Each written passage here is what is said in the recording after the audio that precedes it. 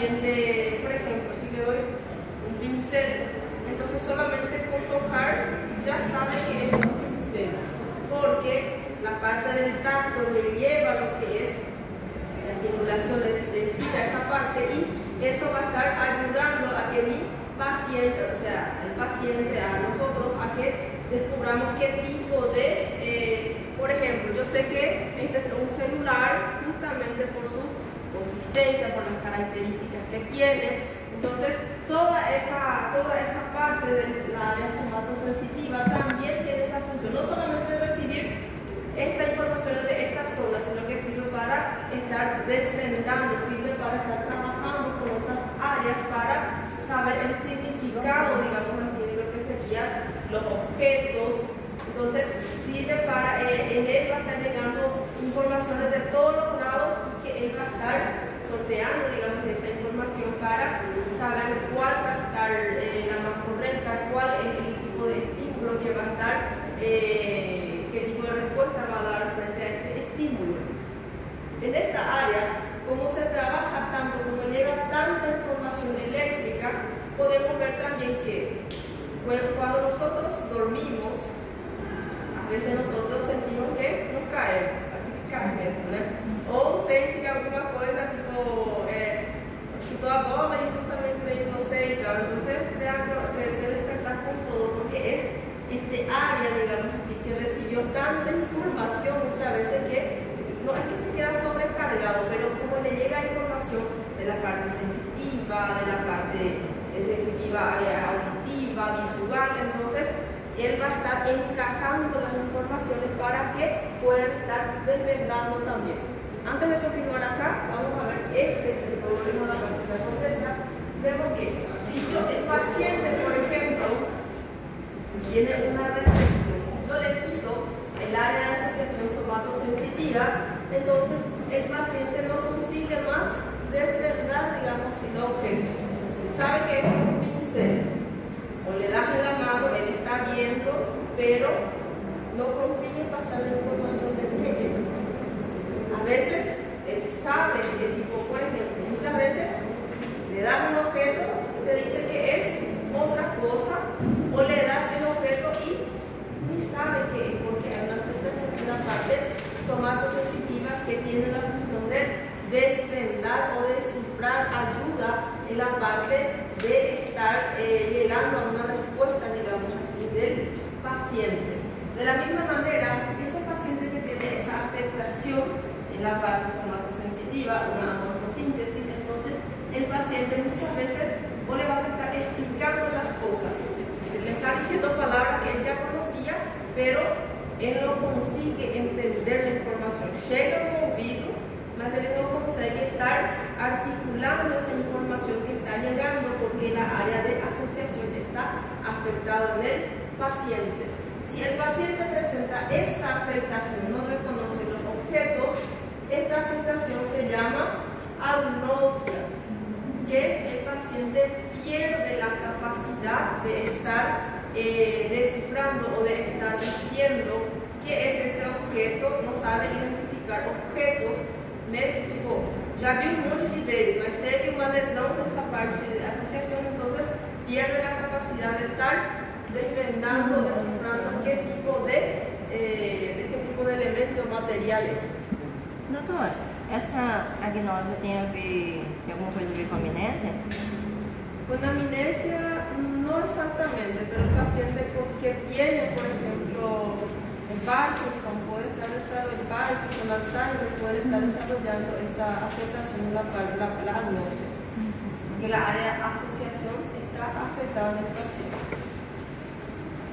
Bueno, en la parte de la corteza, vamos a ver en la corteza somatosensitiva, entonces vamos a tener lo que serían 6 capas que van a estar, digamos así, cada una de esas capas van a tener sus funciones, sus características. Por ejemplo, vemos que toda la información neuronal que llega, primeramente va a estar excitando la capa neuronal número 4. Entonces, va a estar estimulando esta zona primeramente para luego pasar la información a las zonas más profundas del sistema nervioso de mi paciente. Dentro de vemos la capa 1 y 2 van a estar recibiendo lo que serían las señales inespecíficas, cuando no sabe prácticamente qué es lo que está recibiendo, no entiende muy bien la estimulación, entonces va a estar recibiendo señales difusas, inespecíficas, que van a estar pasando de la parte inferior del encéfalo. Entonces, de esta parte inferior del encéfalo va la información a lo que sería esa capa 1 y 2, y este de acá no está sabiendo identificar o no está sabiendo qué tipo de estimulación está llegando. Después tenemos la capa 2 y 3. Esa capa 2 y 3, entonces vamos a ver que van a estar llevando la información de una parte de la corteza hacia la parte del otro lado del hemisferio de la corteza. Entonces va a estar pasando información. Aquel foquero que tiene que pasarse así, la información por el lado opuesto, digamos así. O aquel compañero que nos ayuda en el examen, ¿verdad? Pasa hola. Entonces va a ser ese el trabajo del 2 y 3. Entonces va a estar pasando informaciones en la parte de la corteza cerebral al lado opuesto. Después tenemos el 5 y el 6. El 6 podemos ver que hay 6A, 6B.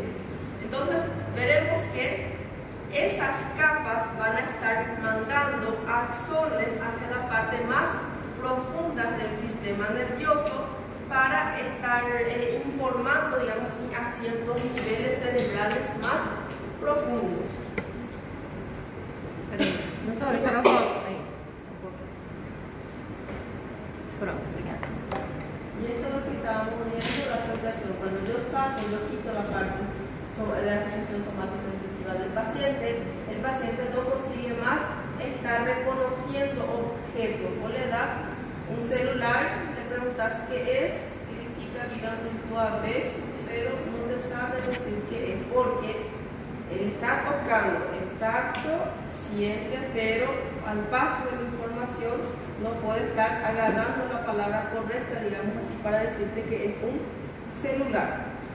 Después tenemos la parte de la transmisión de señales, en la parte sensitiva anterolateral, que es conocida como si fuera una vía sensitiva menos esencial. Pero no es menos esencial, sino que su función es menor muchas veces y por eso se queda como menos esencial.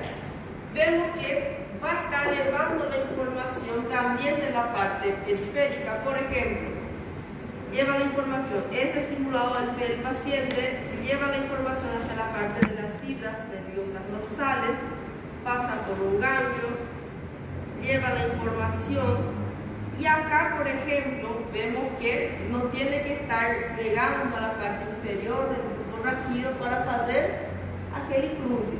Entonces, él inmediatamente, cuando ese estímulo llega a la porción posterior de la médula, entonces él ya cambia prácticamente de ruta, no va a estar siguiendo el mismo lado. Cuando entra en la parte de la columna dorsal, él ya troca de lado y va a estar subiendo de forma continua. ¿Por qué no hay ese cambio? Porque vemos que esta columna anterolateral, su nombre ya lo dice, veremos que la fibra va a ser la parte anterior, en la parte lateral va a estar pasando y no va a estar pasando en la parte media. ¿Se acuerdan que la columna dorsal hemisco-medial pasa dentro del lemnisco y como va subiendo dentro de ese lemnisco, llega a la parte inferior del bulbo raquídeo y tiene que hacer el cruce? Pero si este de acá ya está yendo en la parte periférica, entonces él no va a estar participando de ese cruce, solamente participa del cruce quien está en la parte más medial. Entonces, como esta vía anterolateral, su nombre ya lo dice, está anterior en la parte lateral, entonces lleva la información de forma continua de ese lado. Él hace su cruce una vez que entre en la parte de la columna dorsal. Acá ya hace una curva y de ahí ya se mantiene por solo un camino hasta llegar hacia la parte del tálamo. Del tálamo hace nuevamente una sinapsis y va a pasar la información. Si es, por ejemplo, la información del pie del paciente, entonces pasa a los receptores encargados de que reciban la estimulación del pie de ese paciente. Si es la mano la estimulada, entonces pasa a través de las fibras nerviosas dorsales, llega acá, hace lo que es esta curva, sube al lado contralateral y va viajando de forma ascendente por toda la parte de la médula hasta llega a la parte del tálamo, y del tálamo va a estar yendo a sus receptores específicos. ¿Está bien?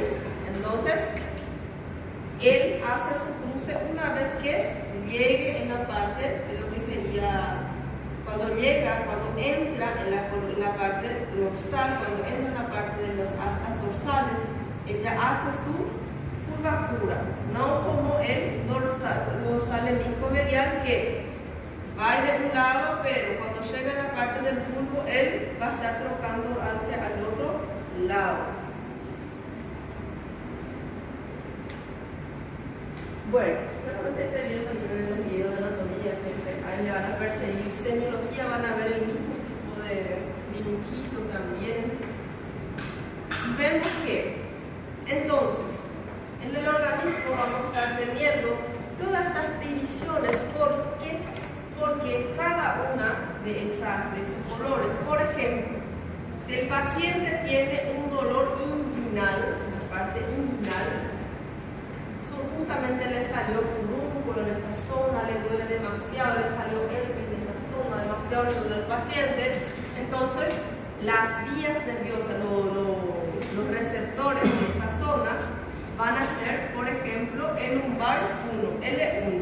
Entonces, ese L1 va a pasar la información, L1 pasa la información hacia la parte de la columna y va a subir lo que es esa información, llegando a la parte de lo que sería el tálamo, y en el tálamo va a estar llevando la información hacia la parte de la corteza. Vemos que, por ejemplo, si ese paciente tiene un dolor en la parte de lo que sería la parte del talón, quien va a estar siendo excitado, quien va a ser estimulado va a ser el S1, el sacro 1. Entonces, esa fibra nerviosa recibe la información dolorosa, va a estar llevando toda esa información hacia lo que sería la parte posterior, y para que toda esa información llegue hacia la parte del tálamo, y del tálamo a la corteza, que va a estar recibiendo el receptor específico. Entonces, esta coloración toda sirve para decirme que acá yo tengo fibras nerviosas L3. Entonces son esas L3 que van a estar llevando la información de esa zona. Si el paciente tuvo una quemadura, dolor, algún tipo de presión en esta zona, quien lleva la información va a ser el L3 hasta llegar a la parte de la columna. Después tengo lo que serían las dos vías, la anterolateral y también el columna dorsal menisco-medial, dependiendo de qué tipo de estimulación. Si es doloroso, por ejemplo, anterolateral. Por ejemplo, acá la pierna del L3, de la coxa, el paciente sintió una formiguilla subiendo, y no va a ser columna dorsal menisco-medial. Entonces, el L3 lleva el estímulo hasta la parte de la columna, hacia la parte de lo que sería la médula, entra en la parte para llevar la información a través de la vía columna dorsal menisco-medial hacia el tálamo, y del tálamo va a estar llevando hacia su área específica. Eso es lo que muestra lo que sería este dibujo, digamos así. Por eso es que el neurólogo, cuando el paciente llega y dice, me duele la parte, me duele un poco la parte torácica,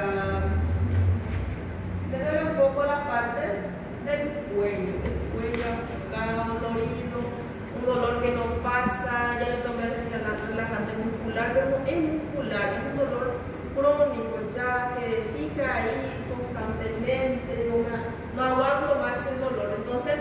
el neurólogo ya sabe qué fibra nerviosa puede ser el que está afectado.